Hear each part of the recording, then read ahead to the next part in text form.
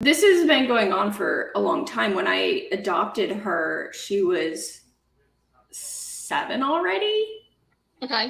Which is so just like funny to me because so many people consider that like senior, and that was 9 years ago. Like, and she's just like, she's still doing amazing. But yeah, so I adopted her when she was 7, and I knew her before that, but she was living. I can't say like she didn't belong to anyone. She's always been an independent soul, but she lived with a friend of mine. And so I adopted her when she was 7. And at 10, we got her an x-ray and we found out that she had intervertebral disc disease, which, you know, is the spine degenerating essentially. Yeah. She's lying between my legs and making sounds. I just leaned forward like I could. Oh, can I see? It's like, oh, there's a dog. Let me see. That's amazing. Peanut, do you want to make an appearance?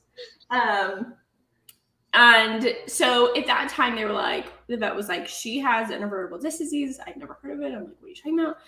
And they were like, it's pretty like far progressed at this point. Like her vertebrae are basically like on each other. Like there is not much cushion.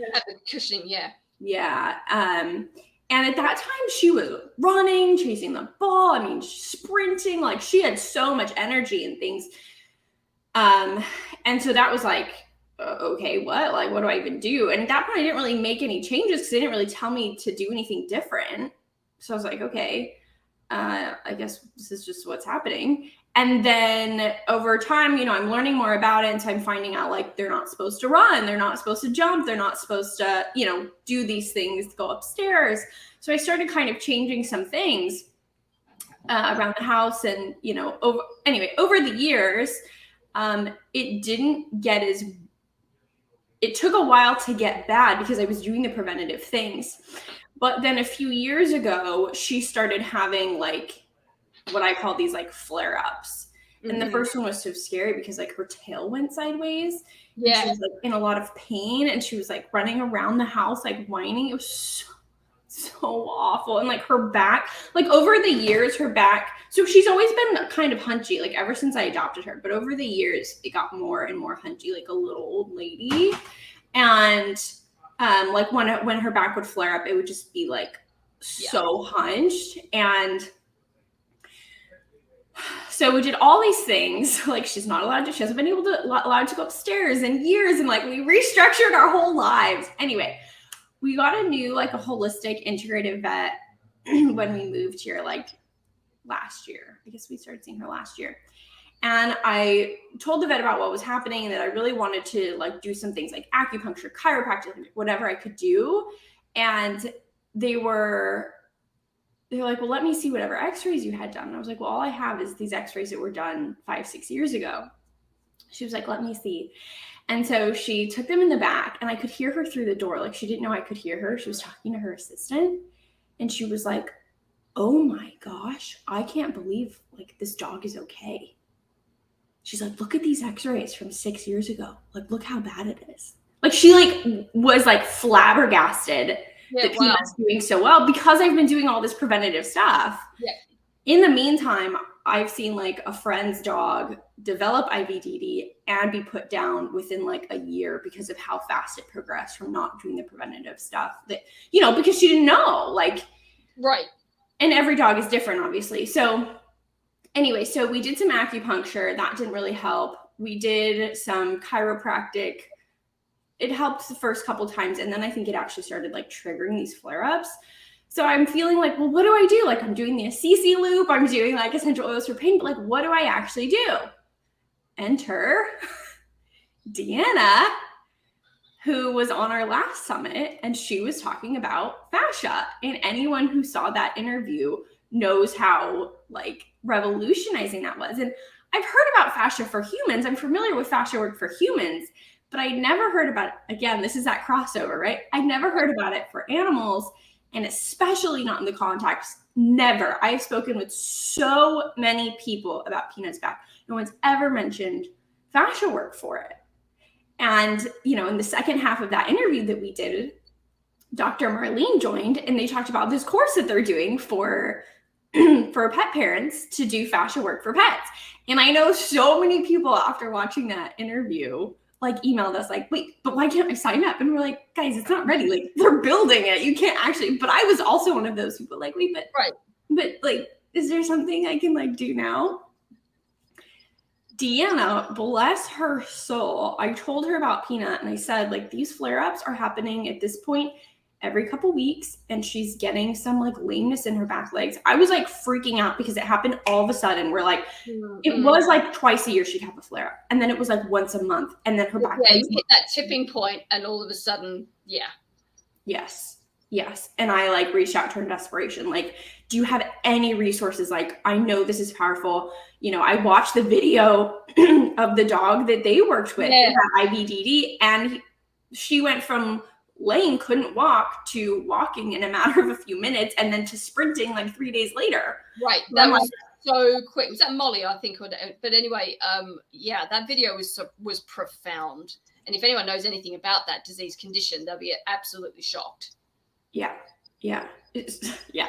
So I'm over here like feeling a sense of restored hope, but also like, what do I do?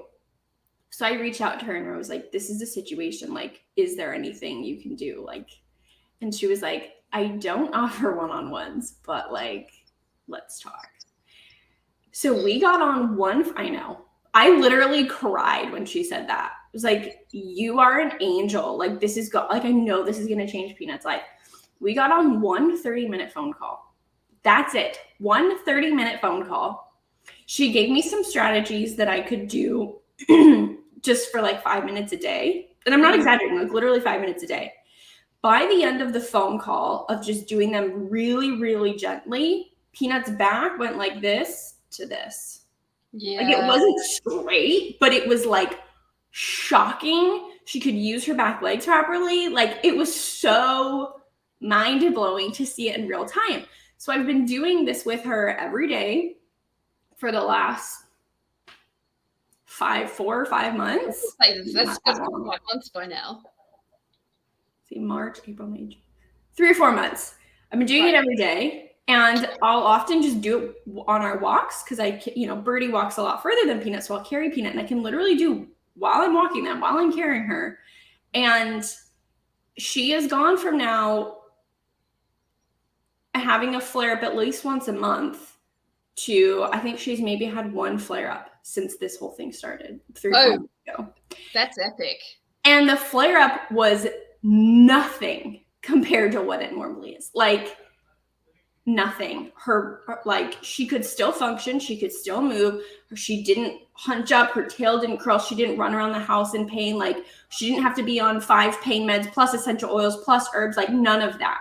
She was on like 1 pain med plus her oils, plus whatever. And it only lasted a few days.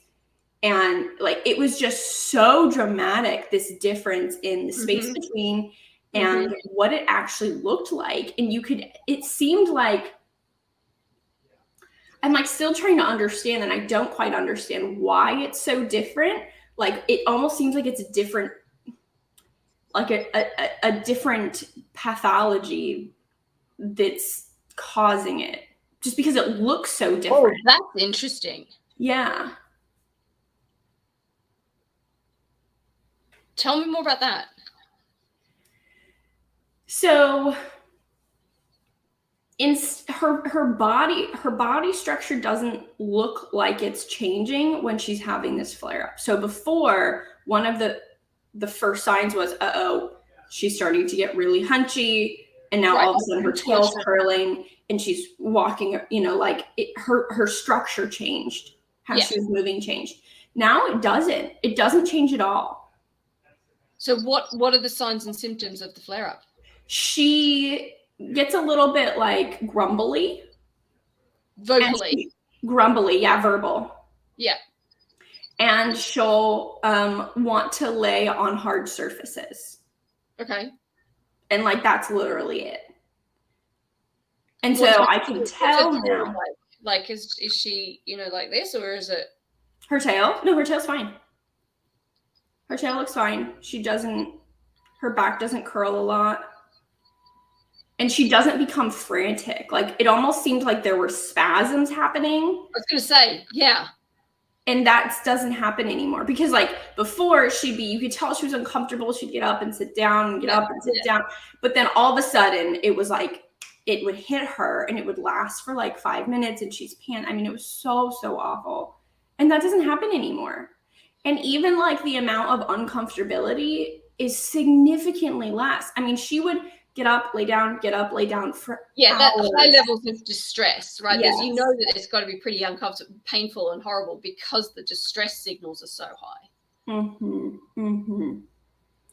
And it's just, I mean, it's so different. So, and that's realistically, I mean, I know you're talking about other therapies to do to support, but that's the only thing that you've done that is targeting that pathology, that disease.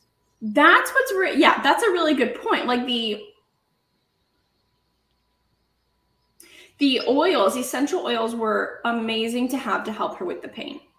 Yes. But obviously it's not fixing the problem. It's not. No. That's what I'm saying. There's support mechanisms. Yeah.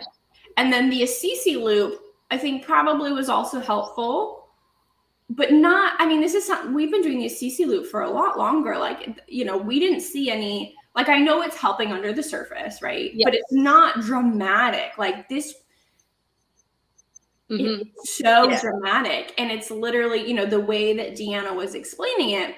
One thing that's kind of,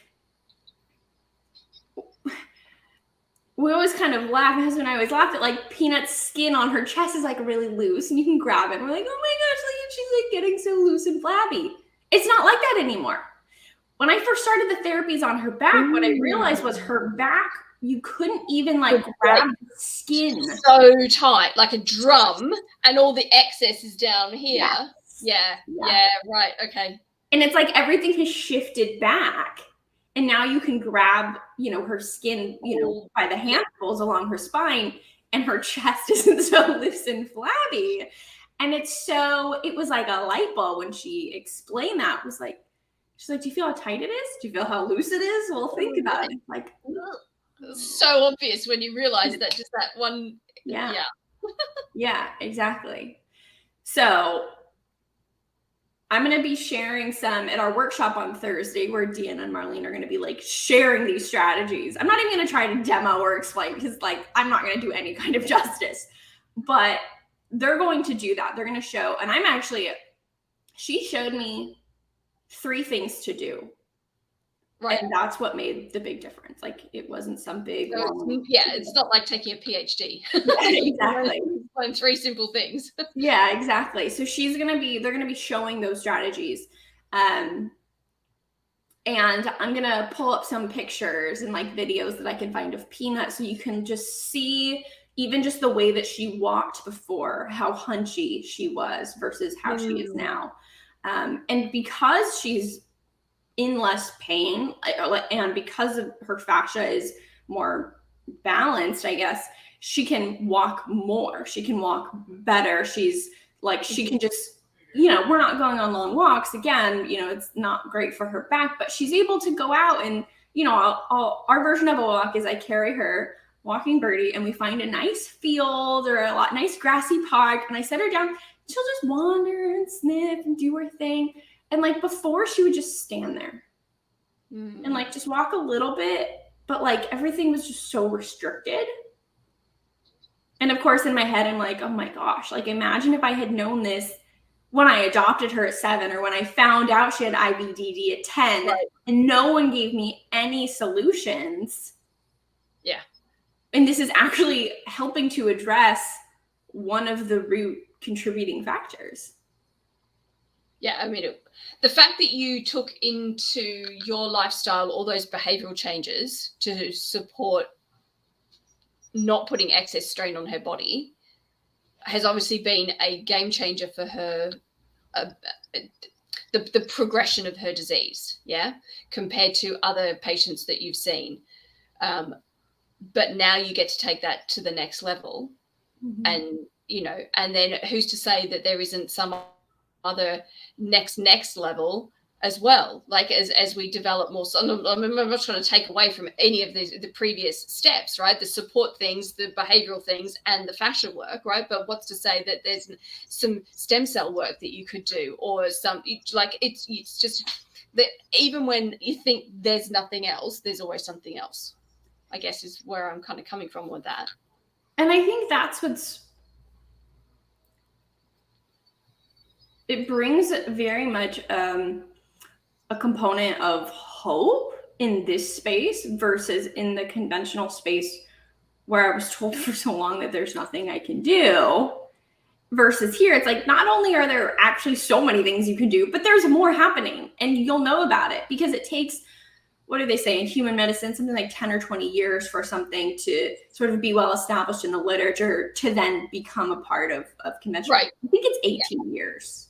It's some horrifically long period of time. Yeah. And I'm sure it's similar on the pet side, I would imagine. And, you know, I feel incredibly grateful to know so many of these innovative people in this space. I mean, you're one of them, right? Dr. Marlene, like all these people who are, as soon as they are, you know, you guys are staying on top of the research, and you're doing, you know, people like Dr. Marlene are doing it hands-on on a daily basis. So they're also like getting the clinical expertise as well, which is really important. And then you put those together and they just want to share it. I mean, you just want to share it, right? It's like shout it from the rooftops when we're not talking about it in conventional care. So yeah, I hope like anyone who's listening who knows someone who has a dog with IVDD or their dog does, like, there is so much you can do. And I know that diagnosis is so terrifying and like really soul crushing, if I'm being honest. So let's talk for 1 second about the nutritional side of this as well. So did you also get advice to increase bone broth, collagen, the building blocks to? No, not. I mean, now, obviously, I know that's what I need to be doing, but originally, no. I'm telling you, literally, I was told the only thing you can do is don't let her go upstairs and like don't let her like run long distances. And that was the only advice I was given at the beginning. Yeah. And nothing about the claws either, right? Oh no. Trimming the toenails? No. That was something I learned from you. I hadn't heard that from my holistic vet either. Yeah. Yeah, well, I mean, that's a chiropractor or osteopath's knowledge, that kind of thing. This is why we shouldn't silo, right? Or either don't silo, like, you know, share the knowledge, yeah?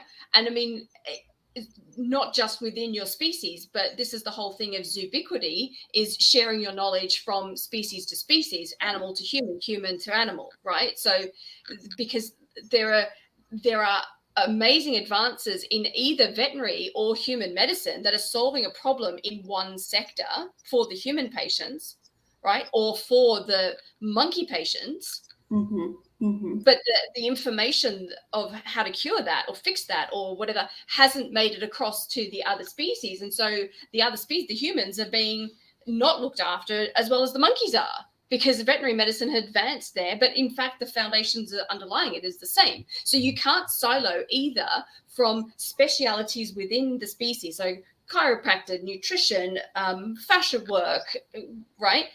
You've got to share. And this is why the summits are so good in place. And well, I guess what we're doing is so good because we're that bridge that's bringing that information across from multiple places. But I forgot my other point now. But anyway, it was a really good point. But well, we're talking about the toenail thing, and right, this was actually extremely relevant for her because from the time I adopted her, you couldn't even touch her foot. Like, if you touched her foot, like, she would lose her mind. Something around her feet. And it's taken me, you know, I would take her to the groomers because I'm like, you guys have to do it. It used to take them 3 people. You know how much she weighs? 7.5 pounds. And it would take them 3 people. And like the stress of that for her. Right. And that was just to keep them. And they were still growing and growing. And her toes were going sideways. And she just would not let us. And we're finally at the point using, you know, your techniques that you talk about all the time with desensitization.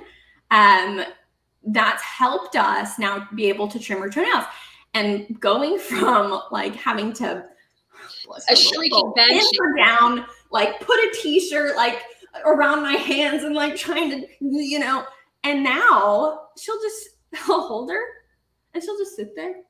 My husband will, you know, do the little, we have like the little drill one, you know, mm-hmm. Yeah, little grinder there, and occasionally she's like like she doesn't particularly love it, and we've been able to finally, after how long have I had her? 9 years. Our toenails are finally starting to get down to a reasonable, like they're still not where they need to be. Like this is how long they were, but they're close. And I know that that's going back to the point. I know that that's also helping her back. But imagine if someone had told me that when we first found out at 10, that was making an impact. You know, I could have done more work around that. The thought never crossed my mind that her toenail length would impact her. Well, it wouldn't until you learn the basic fundamental principle, right? And nobody teaches the basic fundamental principle unless you're a zoo osteopath or a zoo chiropractor. And I say zoo, I mean animal, like, you know, a veterinary. So, you know, I mean, I didn't know that until I learned from those guys. Yeah. But then that's why I learned from as many different disciplines as I can, because then I feel like all the answers are in this one repository.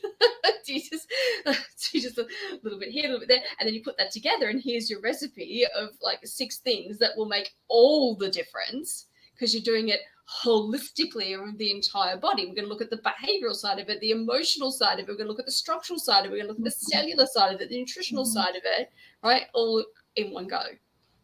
Yeah. Yeah. Looking at the whole body. Wow. Who would have Game changer.